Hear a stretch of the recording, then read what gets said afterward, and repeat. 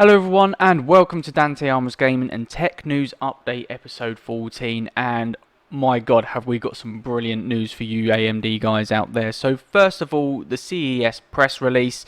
As of 2019 at CES, AMD will be basically showing off the world's first 7nm high performance CPUs and GPUs. So this is huge. This is a new architecture, new chipset, and it just basically shows that AMD is moving in the right direction with progress.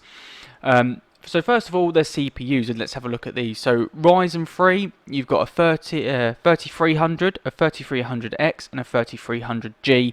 All come with 6 cores, 12 threads. So this is proper hyper-threading performance, 3.2 GHz base to 4 GHz boost on the 3300 at a price of only $99.99, so $100 for a CPU.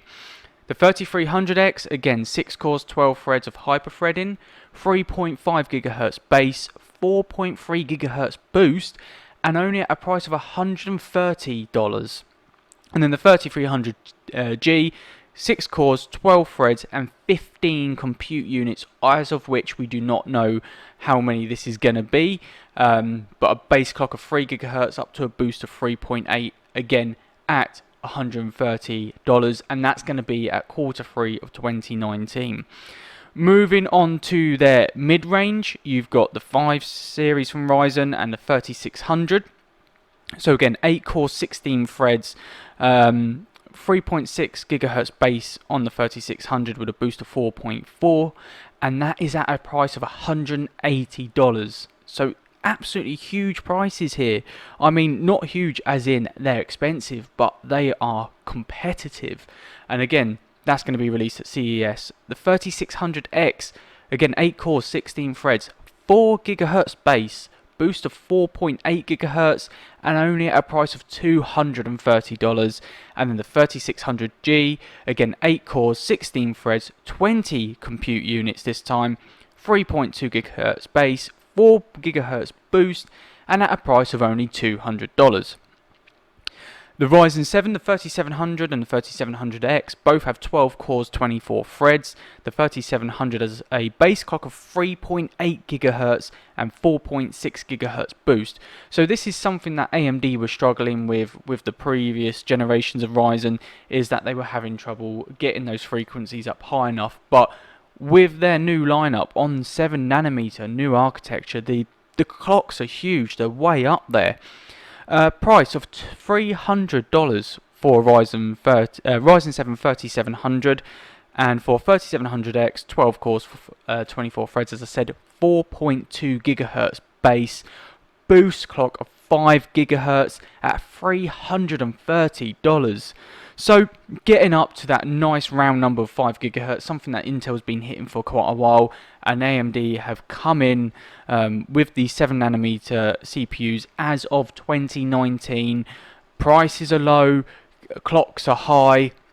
It's amazing. And then they've entered a new realm with the high end, which is their 9 series. So following Intel, obviously they brought out the Ryzen 9, the 3800X, so 16 cores and 32 threads. So this is Ryzen Threadripper territory. Base clock of 3.9 GHz, boost clock of 4.7, and at a price of $450. And then the Ryzen 9 3850X, again 16 cores, 32 threads, a base clock of 4.3 and a boost clock of 5.1 for $500. I mean, this is outstanding. The prices are low, the prices are attractive, the prices are good. It's something that us gamers and producers out there and YouTubers and everybody in between, reviewers, the lot, have been waiting for. High cores, high threads, great frequencies at a reasonable price. And this 16 core 32 thread, like I said, is up there with Threadripper, and it's also lower than an i9 9900K from Intel, which was ranging from about $600 plus. So yet Ryzen are smashing it. They're coming out, new CPUs, 7nm, prices are good, frequencies are high, and it's just the the thing we were waiting for. It was the next generation we were waiting for, and we are now getting it as of 2019. And obviously the 3850X is going to be released, judging by here, is May next year. So yeah, brilliant. Moving on, however, and this is where it really gets interesting, is AMD's Navi GPUs. These GPUs are the 3060, the 3070, and the 3080. So pretty nice, the way that they've taken over Nvidia's 2060, 2070, 2080 names and just put 3 in front of it. Again, we have seen something from AMD, they have done this in the past. And yeah, this is speculated to be shown at CES 2019 as well. However, this isn't the biggest news. The prices of these are insane. So first of all, let's have a look at the RX 360. So it's based on Navi 12 and is meant to compete with Nvidia's current 1060 and unreleased 2050, and also they're putting it out there competing with their own RX 580. So yeah, this is brilliant, and at the price of $130 for something like this is going to be absolutely amazing. There's no 6-pin unfortunately, and it is 4 gigabytes of DDR6, but again, it's a generational jump. So I didn't like the way AMD pulled the new GPU, the RX 580, that they did, but however, that's been and gone. They're now releasing some new GPUs, and again, 7nm architecture. Staying with Navi 12, we have the RX 370 at a price of only $200. This is 8 gigabytes of DDR6, and this is competitive with Nvidia's RTX 2060, their GTX 1070, and AMD's own Vega 56. So yeah, huge here. Can't wait to see this being released. I might actually go out and get one myself to see how they perform. However, the last one in the lineup is the RX 380, and this is a complete different generational jump. This is going to be based on Navi 10 at a price of $250 for 8 gigabytes of DDR6, and this is going to be competing with the GTX 1080, the RTX 2070, and Vega 64 plus 15% performance.